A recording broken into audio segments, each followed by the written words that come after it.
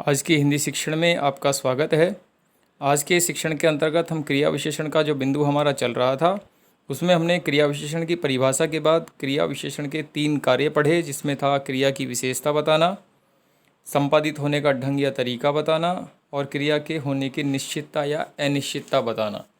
अन्य 2 जो कार्य हैं इसके, उसमें से चौथे नंबर का जो कार्य है वो है क्रिया की निषेध या स्वीकृति बताना और 5वां है क्रिया के होने की स्थिति, दिशा और परिणाम के विषय में बताना कि क्रिया किस दिशा में किस प्रकार से कैसे हो रही है। इसके बाद हम चलते हैं क्रिया विशेषण के भेद। क्रिया विशेषण के 6 प्रमुख भेद होते हैं।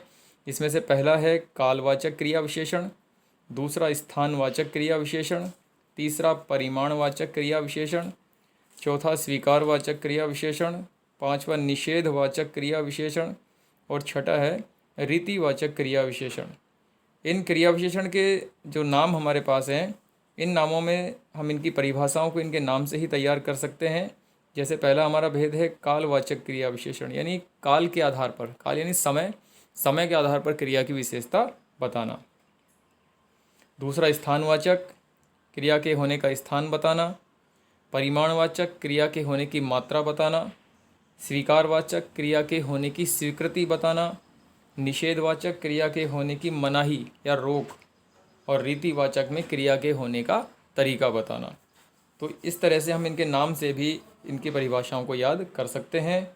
अब इसमें पहला हमारा भेद आता है कालवाचक क्रिया विशेषण का। तो कालवाचक क्रिया विशेषण के अंतर्गत जो शब्द क्रिया की काल संबंधी विशेषता प्रकट करते हैं उन्हें कालवाचक क्रिया विशेषण कहते हैं।